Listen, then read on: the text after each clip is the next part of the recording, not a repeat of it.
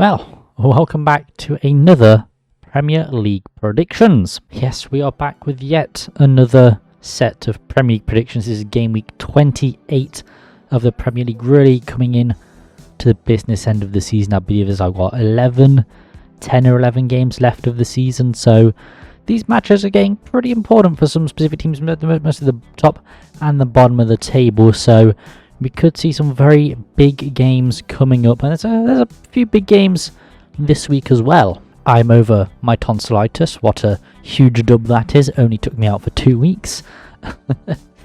Yeah, going to jump into it. Start with the Saturday fixtures. And Manchester United vs Everton is the early kickoff. Manchester United host Everton at Old Trafford as they look to get their form back on track, which applies to both teams, to be honest. Everton are coming off the back of a loss to West Ham on Merseyside as they failed to capitalise on the points they regained from the original points deduction. This takes their form to 3 draws from their last 5, keeping them 5 points above the relegation zone. Manchester United are also coming off the back of a loss as they failed to beat Manchester City in the Manchester Derby. That was despite going ahead through Rashford. This takes their form to 3 wins from their last 5, falling to 2 successive defeats as their top 6 challenge takes another hit and falters once more. I'm going to say a 1-1 draw. You know, this might be a crazy shout from me, but I do see the points being shared at Old Trafford. I don't know what it is about this match, but it just screams a draw to me. Manchester United have been swamped with injuries recently and are set to be without some of their star players once again. Everton are faring much better on the injury front as they only have a few players set to miss out. United have conceded more goals than the Toffees this season, but have also scored more too. In fact, Manchester United are level with Luton Town on goals scored. But with players like Højlund and Rashford set to be out, Manchester United are going to struggle. Everton will set up to frustrate and make things tough for United, but I think they can do enough to salvage a point in Manchester, and it could turn out to be a very important point for the Toffees as there is a second points deduction hovering above their head. But yeah, I think the Toffees have what it takes to salvage a point in Manchester and, you know, deal United another blow.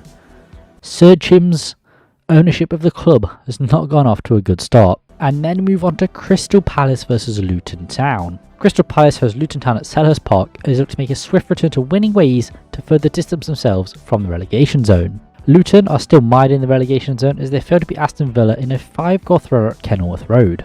This takes the Hatters' form to 1 draw from their last 5 as their form continues to dip and they remain 4 points from safety. Palace have looked a lot better since Glasner took charge, and that is despite the fact that they're coming off a loss to Spurs in North London. This takes Palace's form to a win and a draw from their last 5 and puts them 8 points clear of the relegation zone, and with the Austrian in charge, personally, I don't think they're at risk of being pulled into a relegation scrap anymore. I think they're fine. I'm going to say 2-1 to Palace. I do see Palace making a swift return to winning ways here. Unexpectedly, Eze was available last week and marked his return with a goal.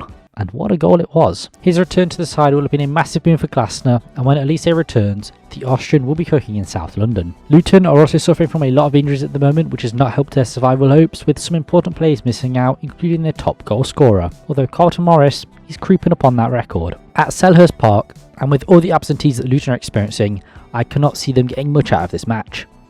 They've been playing some good football under Rob Edwards, and I do see them scoring a goal here, but ultimately I think Palace will just be too much for Luton, and especially if they're attacking tan of Eze back, he's going to cause them a lot of issues. So it should be another 3 points for Crystal Palace as Glasner continues to impress. And then move on to Bournemouth versus Sheffield United. Bournemouth hosts Sheffield United at Dean Court as they look to build on their win last week and climb further up the table. Sheffield United are coming off the back of a 6-goal domination by Arsenal at Bramall Lane as survival hopes were further dashed.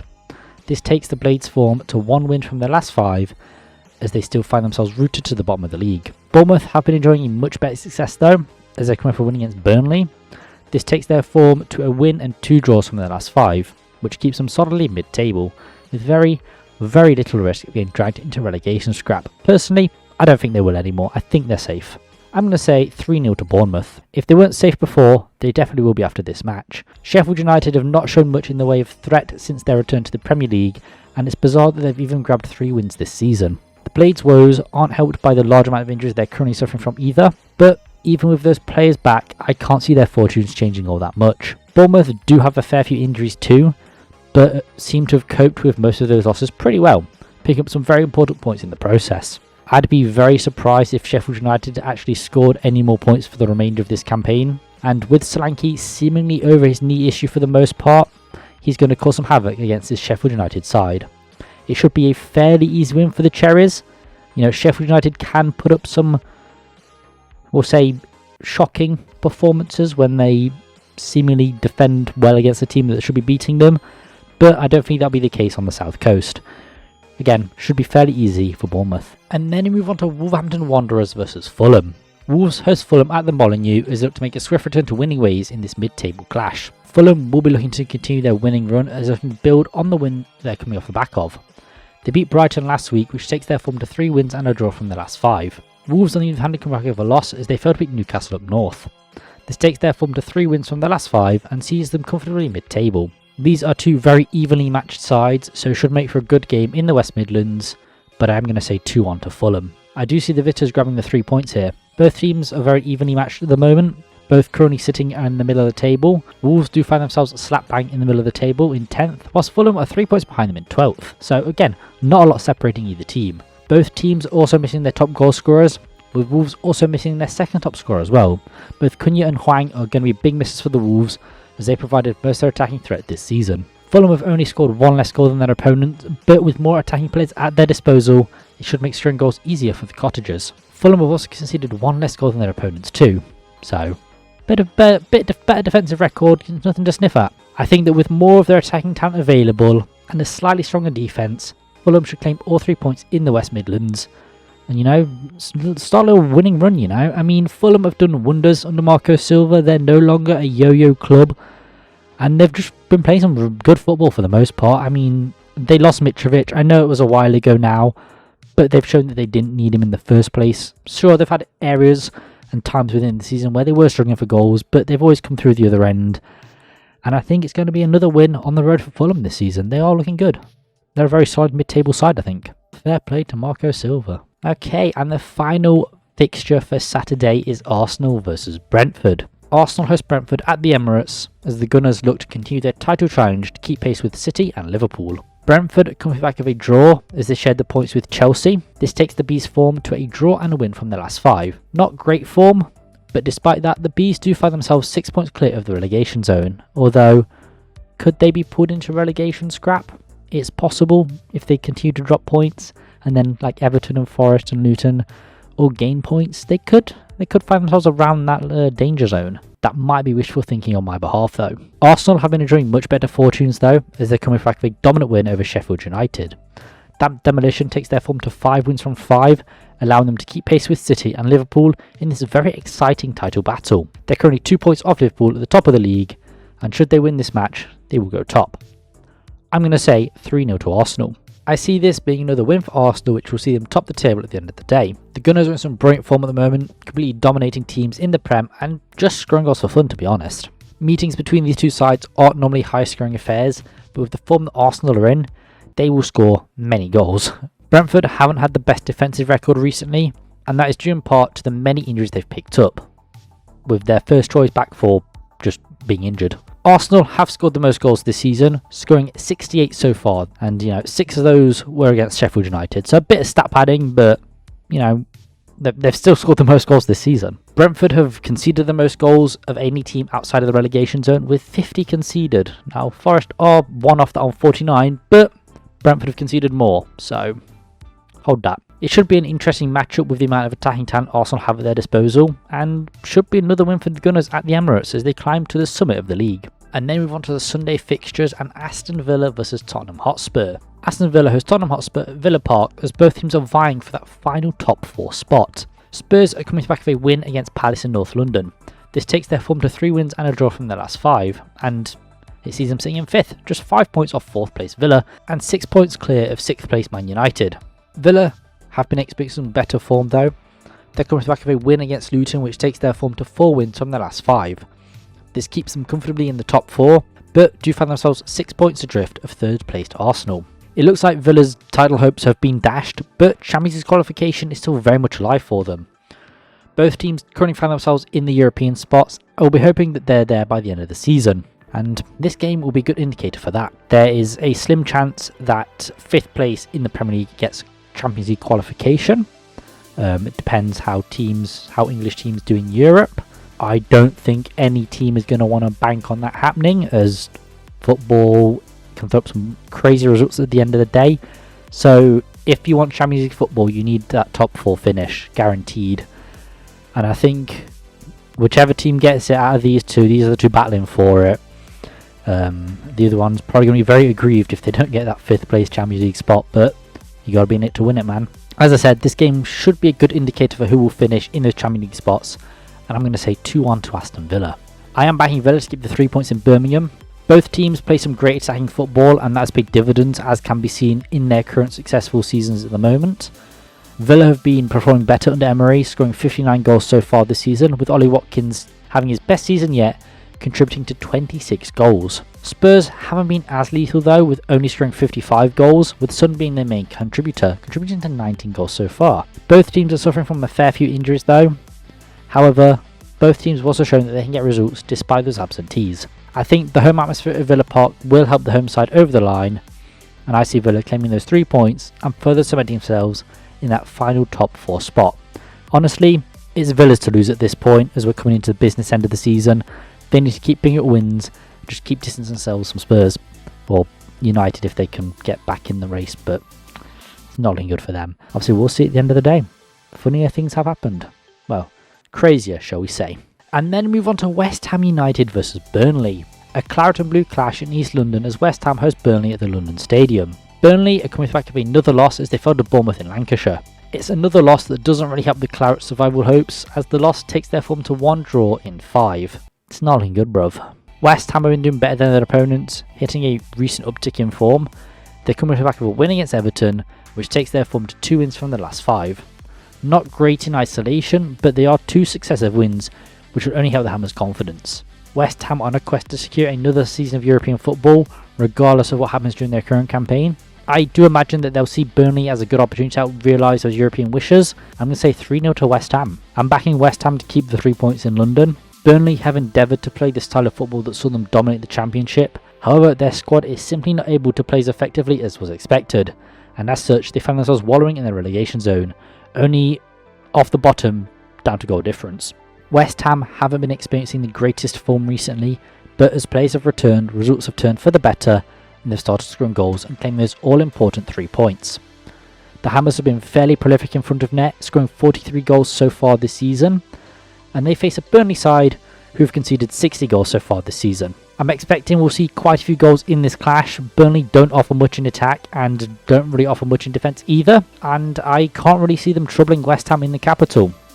I see West Ham continuing their push for a European spot and claiming those 3 points as Burnley continue to wallow in the relegation zone. I don't see where their next points come from, to be honest. It's looking really bleak for Burnley, but hey, they're back in company, so they're probably going to do well in the Championship next season. Speaking of Championship, we then move on to Brighton and Hove Albion versus Nottingham Forest. The Seagulls host Nottingham Forest at the MX as both sides look to make a return to winning ways. Forest are coming off the back of a very contentious loss to current league leaders Liverpool. This takes their form to a win and a draw from their last 5. Not great form for a side looking to avoid the drop. They have been lucky as teams in the relegation zone have also failed to pick up points in their last 3 games, keeping their 4-point gap above the relegation zone safe for now. Brighton are also coming back with a loss as they failed to beat Fulham at Craven Cottage. This takes their form to 2 wins and a draw from their last 5. Forest are in desperate need of points for survival and to nullify the potential points deduction that is hanging above their head, whilst Brighton require points if they want to secure another season of European football. I'm going to say a 2-2 draw. I can see the points being shared on the coast. Brighton are suffering from quite a few injuries at the moment, with some of their best attacking talent set to miss out through injury, and also played European football in midweek, so I'm going to have some tired legs. They do have some very good attacking talent at their disposal though, and will no doubt cause Forest quite a few issues. Brighton aim to play an attacking brand of football under De Zerbi, and that's been effective this season, as the Seagulls have scored 49 goals so far, which is coincidentally the same amount of goals that Forest have conceded. Brighton have not been great at the back recently though, and Forest have the attacking talent available to them that could exploit that weakened defence. I mean, Chris Wood is possibly back for this clash, you know.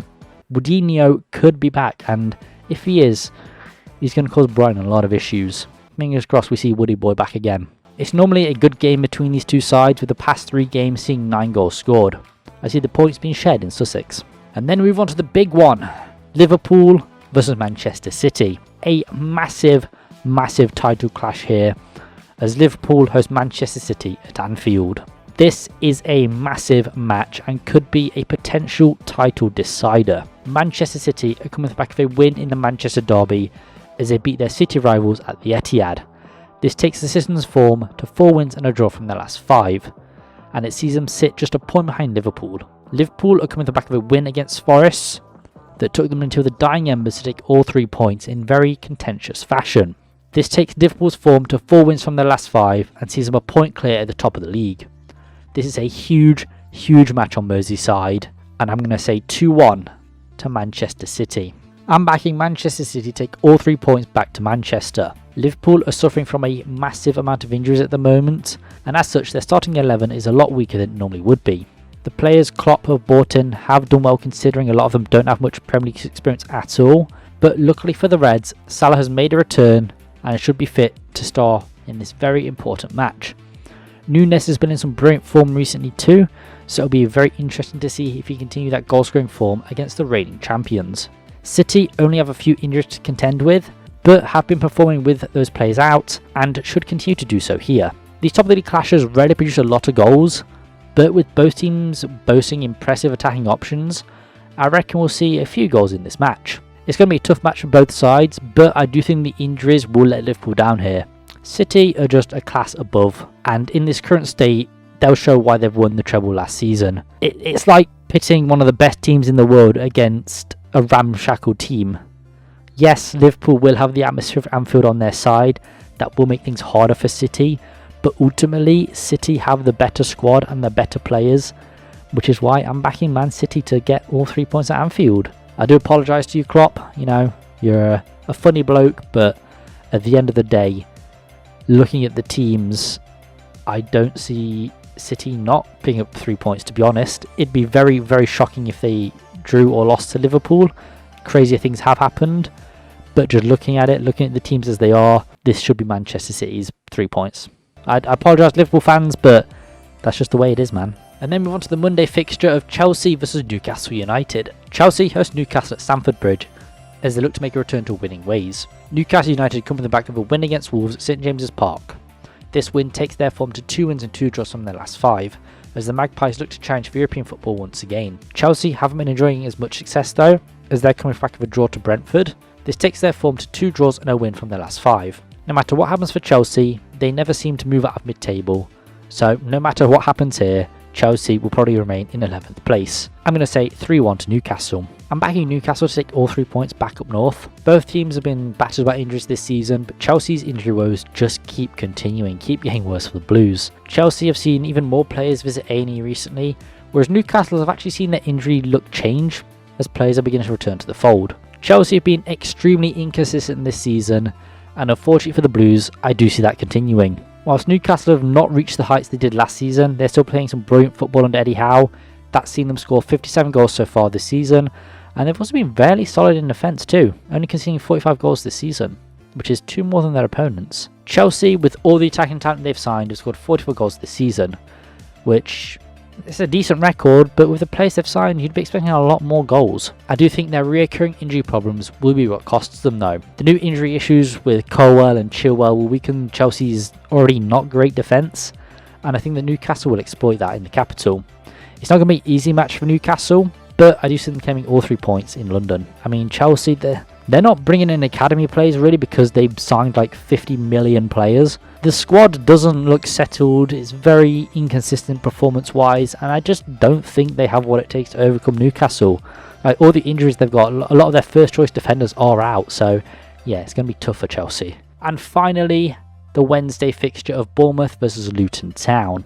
Bournemouth hosts Luton Town at Dean Court in a match that was supposed to happen in game week 17 all the way back in December. Obviously, both teams played the weekend prior, so it's hard to know how the teams will be lining up coming into this clash. Maybe some fresh injuries, maybe some returning players, we have no way of knowing. Bournemouth have what looks like a fairly easy game against Sheffield United, whilst Luton have that tough challenge of travelling to Selhurst Park. If results do go Luton's way, this could be the game that sees them climb out of the relegation zone, but obviously that remains to be seen, and as a Forest fan, I would hope not. Yeah, but Luton's recent form has not been great, and again, I'm backing Bournemouth 2-1. I'm backing Bournemouth to keep 3 points on the coast. Luton have seen the injuries pile up recently, with a lot of their first choice players set to miss out through injury. Bournemouth also suffered from their fair share of injuries too though, with a few of their important players set to miss out as well. Obviously, with 3 days between their clash at the weekend and this one, some players could be back for this clash, but honestly, really tough call to say who may be back and whatnot. It'll all be speculation at this point, when at face value it doesn't seem like many players, if any, will be returning for this clash. We may see some fresh injuries in their weekend matches, possibly. I mean, with the way the Premier going is, probably, but again, we don't know. Luton have been more prolific in front of net than Bournemouth, scoring 37 goals to the Cherries' 35. However, Bournemouth have their top goal scorer fit and ready to play, whilst Luton's top goal scorer find themselves on the injury list. However, their second top goal scorer is available, as I mentioned earlier. Bournemouth have also conceded a lot less than Luton, conceding 47 goals to Luton's 54. So yeah, I think that with Solanke available and Luton's not so solid defence, Bournemouth should be able to keep all 3 points on the south coast and leave Luton wallowing in the relegation zone once again. But yes, so those would be my Game Week 28 Premier League predictions. If you have any of your own, please leave them down in the comments down below. I do enjoy reading them. And yeah, I've been O2GT. Hope you have a lovely weekend. Hope your team wins unless you support Brighton. I shall see you guys in the next one. Peace.